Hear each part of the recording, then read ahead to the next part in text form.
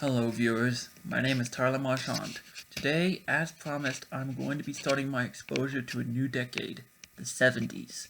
And keeping with my pattern of working backwards, today's video is 1979, the absolute peak of the disco trend. I can kind of understand why there was quite a backlash to disco from this year, considering how much of a monopoly it had on the year-end Hot 100. All I can say is that if Drake ever has a year like disco did in 1979, then I fear for everyone's sanity. And I'm referring to probably bigger than 2018 that he had.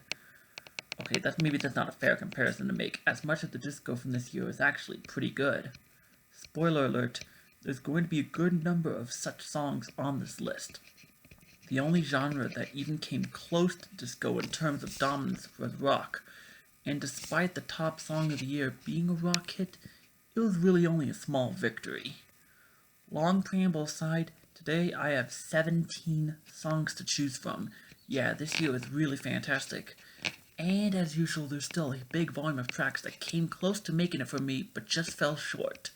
Such tracks included My Sharona, Hard as Glass, Shake Your Body Down to the Ground, The Logical Song, The Gambler, Hold the Line, We Are Family, What You Won't Do for Love, Suspicions, and We Got Tonight. I don't know how much flack I'm gonna get for this, but even admittedly dumb songs like YMCA and In the Navy were up there for me. And a song that I remember from my childhood, Sail On, courtesy of the Commodores, was personally a contender for this list. Looking back to my 1980 video, I'm upgrading No More Tears, Enough is Enough to an honorable mention. What can I say? I was surprised at how Donna Summer and Barbra Streisand mixed well together for that track. But enough dilly-dally. Now, the 7 honorable mentions.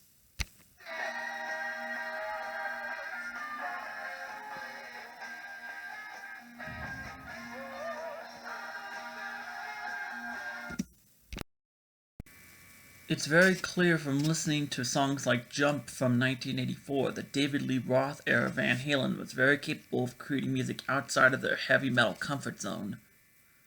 Now here comes more proof, as this song actually works out as a good dance track while simultaneously having fantastic guitar work, especially with that breakdown.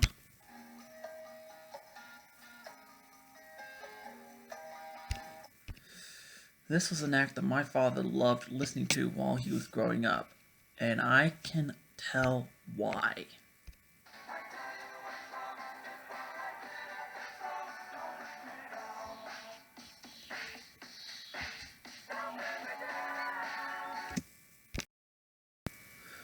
One major reason why I got into going through all these years in such detail was because there exist so many different songs that I knew about from my younger years, but I struggled to discover the full story about them at the time, and they eventually get lost in the back of my mind. And I just love that feeling when it comes back to me, like, oh, I remember this. Interesting, this song is an example. Interestingly, the group's name is called Electric Light Orchestra, but I failed to find anything in this song that sounded orchestral. And while that main riff is very repetitive, the chorus probably even more so, and the verse is very basic, I still appreciate this song enough to give it my thumbs up.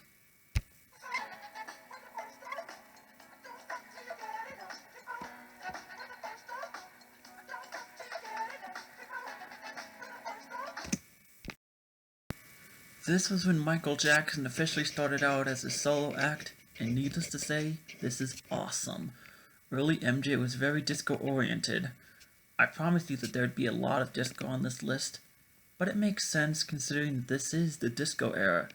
However, at 6 minutes long, this song does run the risk of becoming more than enough for me to handle at this point.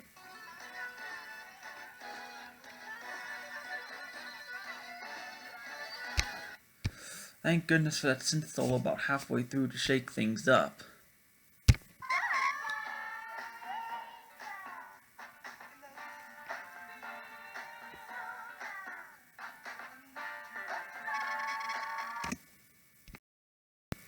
Boy, was this a nostalgia trip for me. I promise you, this is another one of those examples of those songs I remember, but then it kind of slips to the back of my mind until now. Although this is my first time hearing of this artist, Cheryl Lynn, I knew the song once that chorus hit. That's because a cover of this song, courtesy of Christina Aguilera, was featured in a movie that I grew up watching, and though I liked it at the time, it hasn't really held up well. That movie was called Shark Tale. That version also had a rap verse courtesy of Will Smith, who was the main star of the film, and I was never really too much into that song. This, however, I can get behind.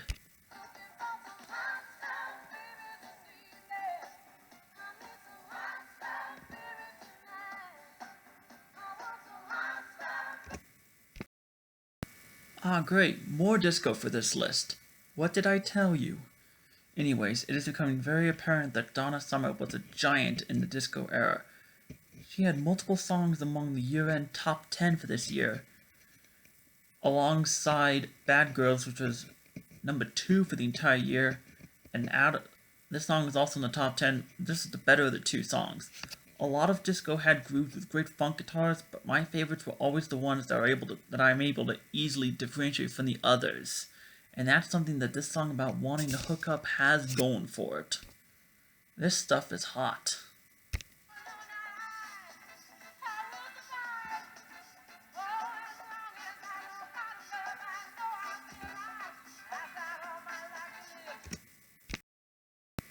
Believe me, I am surprised that this didn't make the top 10 proper, considering it is the ultimate self-empowerment anthem. And that strong independent nature comes through in multiple facets, both with Gloria Gaynor's vocal performance as well as with the classic soul instrumentation. No wonder this song is still fondly remembered even today. And while on the topic of songs that I'm surprised didn't make my top 10,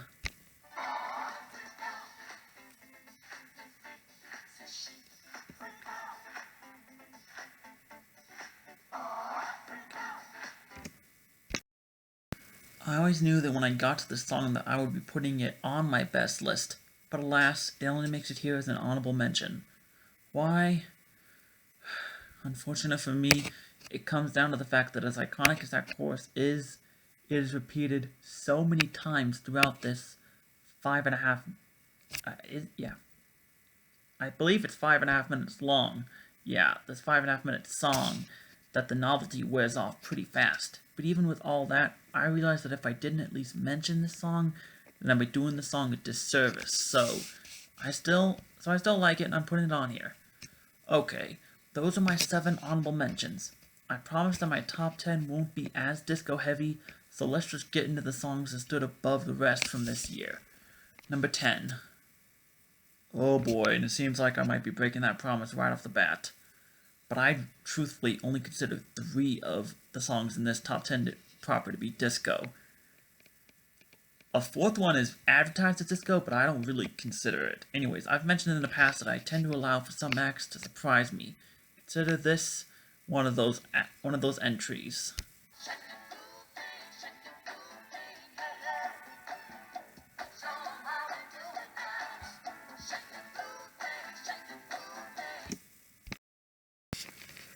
Peaches and Herb is apparently another act that was very big throughout the disco years from what I'm noticing. My understanding about the group is that the Peaches half of the group was always constantly shifting. Personally, a lot of the songs that I've listened to from the group thus far were mediocre at best. Sorry, but not this one. This funky disco track, which was featured in Shrek Forever After, instantly stood out above the rest of their discography, so I have no problem with saying that this song is fantastic. Number 9. Okay, this is the song that I am hesitant to call disco, but whatever. Anyway, here's something I was wondering if I'd ever get to do again after my 1996 video. Talk about an instrumental track in one of my lists.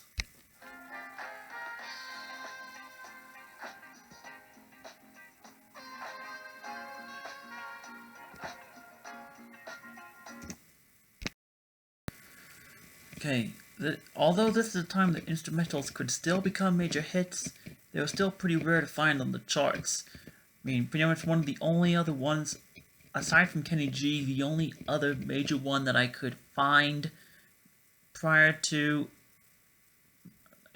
1996 would be the theme from Chariots of Fire by Vangelis.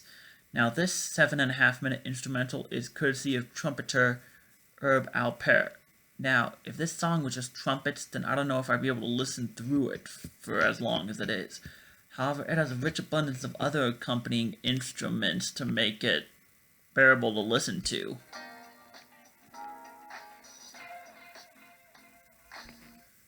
And there's even that bass breakdown that stands out to me as the part that is obviously the inspiration for the instrumentation of Biggie's Hypnotize.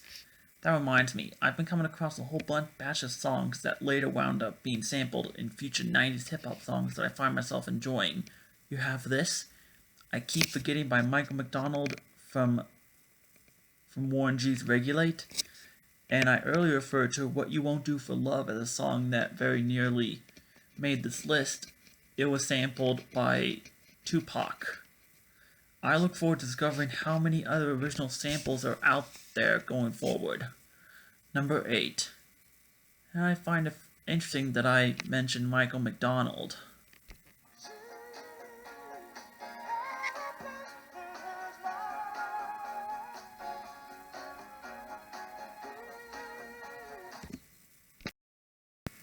I remember hearing this song from the soundtrack to Grand Theft Auto 5, and while listening through some of Michael McDonald's music throughout the 80s, I did detect similarities in the vocals between this song and his solo work, but I never put two and two together until I thought of the connection between the previous song and Regulate.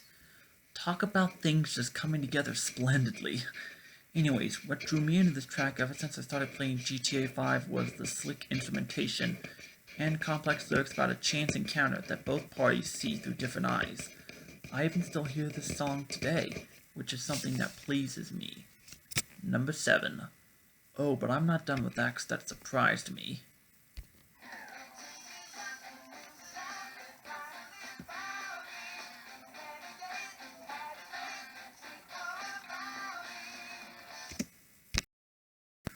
I'm going to say that Styx were a very interesting rock group.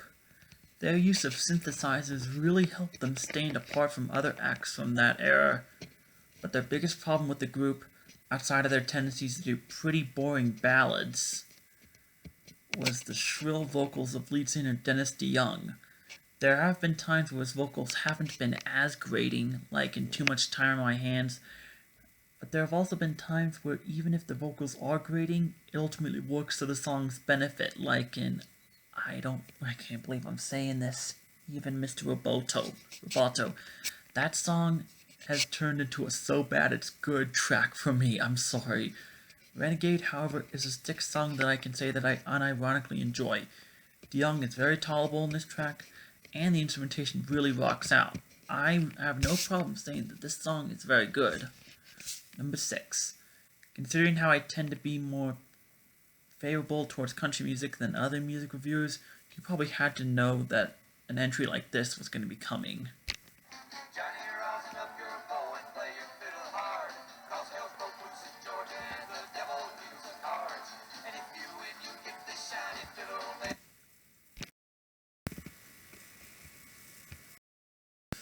Another thing that should have clued you into whether or not this song would wind up on my list was that throughout my 2000s videos, I mentioned how Guitar Hero was a major part of my childhood and my exposure to music. As fun as Steve Womet's take on this song was for the ultimate boss battle in Guitar Hero 3, the original song is still fantastic. I don't think I need to explain the story of this song to anyone, but what really steals the show for me is that fiddle instrumentation.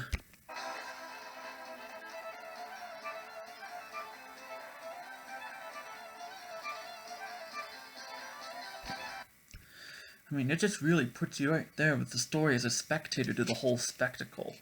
Nowadays, I only really am able to hear this song on old-time country stations. There's really only one in the Reno area, but I still love it whenever I hear it. Number 5. For this entry, 2 things that I referred to previously in this video are going to come together for one last time. They are Van Halen and Guitar Hero.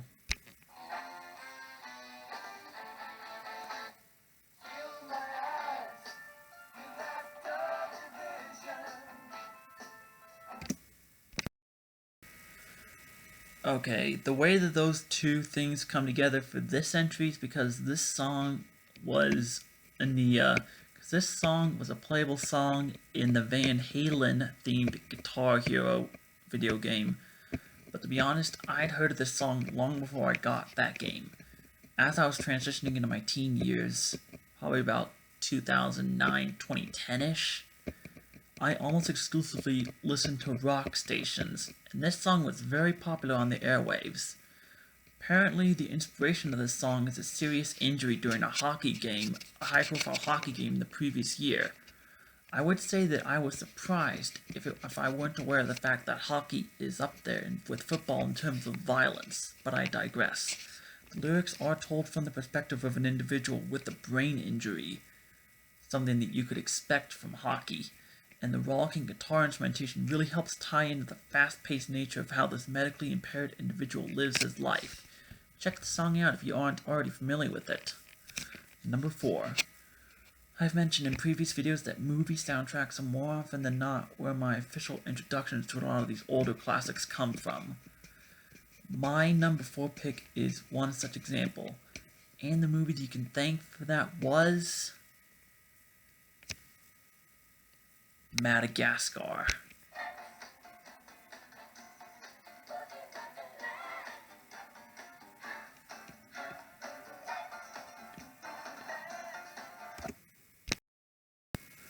After Let's Groove landed very high on my 1982 year-end list, you had to believe that that wouldn't be the last time that I talk about Earth, Wind, and Fire. To be honest, Let's Groove didn't really have much in the field of a deep lyrical story to tell. It's one of the songs that mainly just exists to have a good time to. I bring that up because Boogie Wonderland is pretty much the exact same. Earth, Wind, and Fire really loved infusing funk instrumentation into their disco hits, but that's not all you get with this audio treat. Thanks to the vocal contributions of the Emotions and R&B flavors infused into the mix, and I fail to see how the song could have worked without their involvement. Needless to say, this song is flat out wonderful. And you, quite frankly, have to have something wrong with you to not like it. Number 3. Sometimes I struggle to create preambles for these songs, prologues for these songs, so this one I'm not really going to do it, so I'll just play the clip and then move on to it.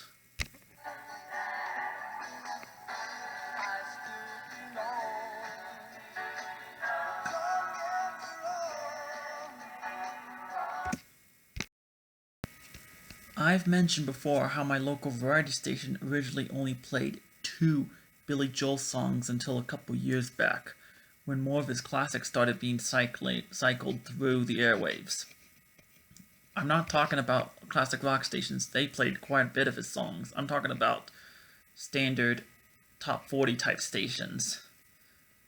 My Life was such an example of a song that was one of those new ones that I was introduced to over the last 2 years, and this is one that I liked as soon as I heard it. Here, the piano man sticks to what he does best instrumentally, and as always, puts his New York flavor into the music. Lyrics don't really go much deeper than stories about 2 men following their own desires, not wanting their lives to be dictated by everyone else. The simplicity of this song, especially with the soulful instrumentation, really lends itself to make it phenomenal. I'm not going to let this little thing ruin the entire song for me, but I discovered something really shocking about the background vocals toward the end of the song.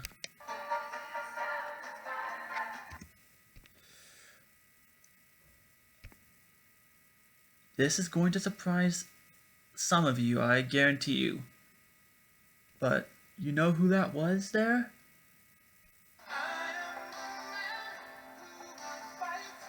That's right. It was Peter fucking Cetera. This is kind of up there with me discovering that Fergie was a major contributed vocals to Martika's Toy Soldiers as one of these things. Like, how do you find out? Why? Like, it just leaves me speechless. Right. Number 2. Before moving on to my number 2 pick, I'm gonna say this. Piano Man is Billy Joel's signature song, but I was shocked to find out that it wasn't a year-end hit at all. I've scoured through year-end lists of the 70s, and it's not there at all. Another Billy Joel song that I wish I could talk about, but sadly won't be able to, is Anthony's song Moving Out. But it's really upsetting to me that such a classic like Piano Man won't get a detailed look. At least, that's my original reaction until I found out that this song was a hit.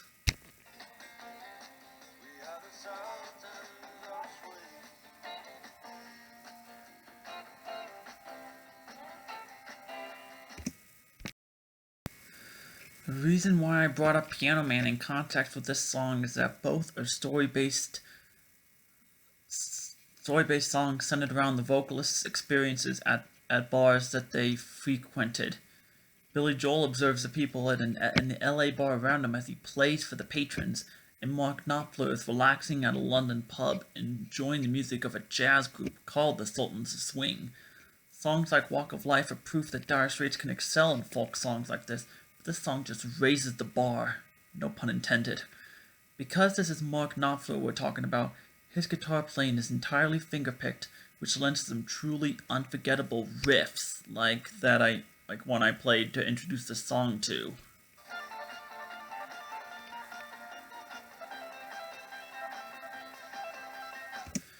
And personally, one of my favorite solos of all time to end the song. So, what could have topped this song in this list? Number 1. At the end of the day, since this is still the height of disco, it only makes sense that my number 1 pick is a disco song. And you probably already know what it is.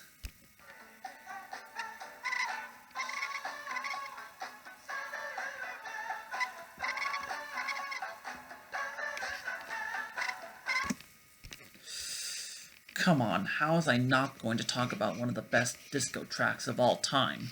Now listen, I feel an intense amount of pressure to put together some thoughtful analysis of this song, since I am labeling it as the best of a year. However, just like Boogie Wonderland from earlier in this list, this is one of those tracks where lyrics are clearly meant to take a backseat to the instrumentation, and according to frequent Earth, Wind, Fire collaborator Allie Willis, lead vocalist Maurice White thought the exact same while recording this.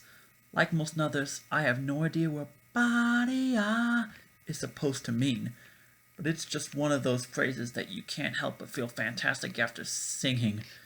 I don't think I need to go into any deeper analysis, so I'll just declare it. September is my pick for the best hit song of 1979. Well, that was my list. Thank you all for watching. If you enjoyed the video, share it with others so that I can continue to grow my channel. Subscribe to my channel so that you'll get notifications of any new material from me. And, as always, leave your comments down below. Agreements, disagreements, or whatever, as long as it stays civilized. Okay, for my next video, I'm going to be looking back at my favorite hit songs from 1978. And I anticipate having this video out on Thursday, April 30th. Stay tuned for that video. Until then, I'm Tyler Marchand, and I'll see you later. Take care, and stay safe out there.